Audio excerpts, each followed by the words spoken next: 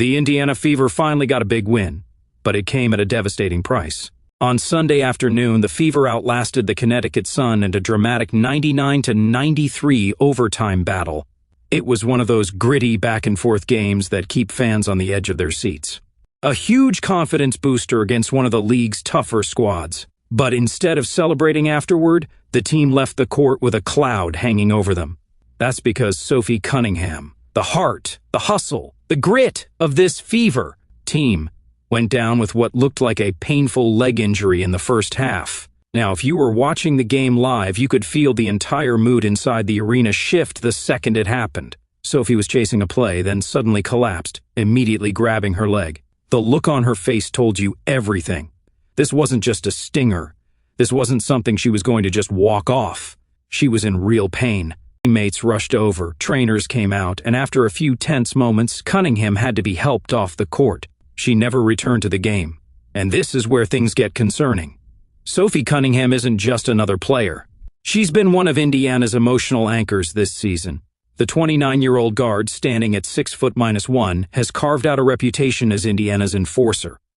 The one who sets the physical tone, who doesn't back down from anybody, and who brings fire every single night. She's the kind of player every winning team needs. This year, in her first season with the Fever, she's been averaging nearly 9 points and about 4 rebounds per game. But the numbers don't fully capture what she brings. She earned herself a starting spot over the past 11 games because of her toughness, her leadership, and her willingness to do the dirty work. Diving for loose balls, defending bigger players, standing up for her teammates. She's become a player fans rally behind. That's why this injury stings so much. After the game, head coach Stephanie White didn't hold back when describing her reaction to seeing Sophie go down. Her first words, "Holy expletive." That's how bad it looked in real time. White explained that in those first moments, all she wanted was for Sophie to calm down, to settle, and to regroup, but it was obvious she was hurting. Now here's what we know. Cunningham will undergo an MRI to figure out the extent of the damage, but reading between the lines of White's comments, the Fever are already preparing for the possibility that Sophie is going to miss time. White even admitted that with a few key guards already injured, Ari MacDonald and Sidney Colson are both sidelined. The Fever are going to need to figure out entirely new rotations, new substitution patterns, and even new wrinkles in their game plan. Luckily, the Fever do get a bit of a break. Their next matchup isn't until Friday, when they'll face the Minnesota Lynx at home. White called the time off huge, a chance for the team to recover, regroup, and prepare.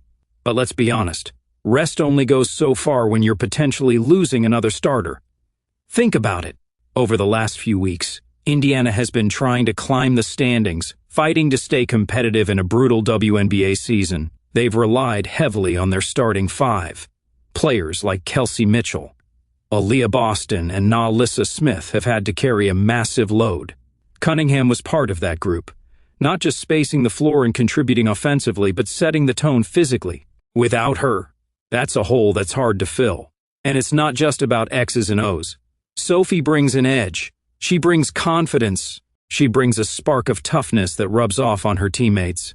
You take that away, and suddenly the Fever have to search for someone else to step into that role. This also highlights a bigger problem Indiana has faced all season: injuries. Just when it feels like they're starting to build momentum, they lose another key piece. First MacDonald, then Colson, now possibly Cunningham. That's a lot of firepower and leadership missing from the backcourt. And in a league as competitive as the WNBA, where depth is everything, it puts tremendous pressure on the rest of the roster. Now, if we zoom out, this is also tough from a narrative standpoint. Sophie Cunningham's move to the Fever was supposed to be a fresh start, a chance to redefine herself on a team that needed her grit. And for the most part, she's delivered. She's embraced her role, she's won over fans, and she's shown she belongs in that starting lineup. To see that progress possibly derailed by injury, it's heartbreaking, both for her personally and for the Fever as a whole. So what's next?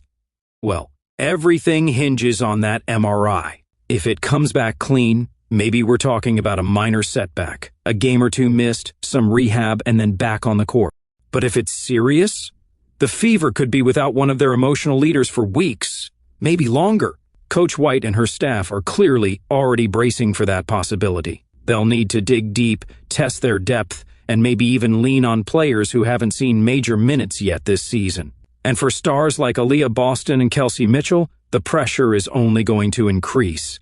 For fans, it's a tough pill to swallow. You want to celebrate a statement win like the one against Connecticut. You want to feel momentum building. But instead, the conversation is about injuries, about uncertainty, and about how this team can survive yet another blow. The silver lining?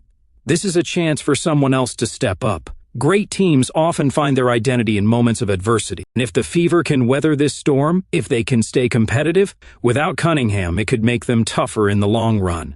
But for now, all anyone can do is wait. Wait for the MRI results. Wait to see how long Sophie will be out.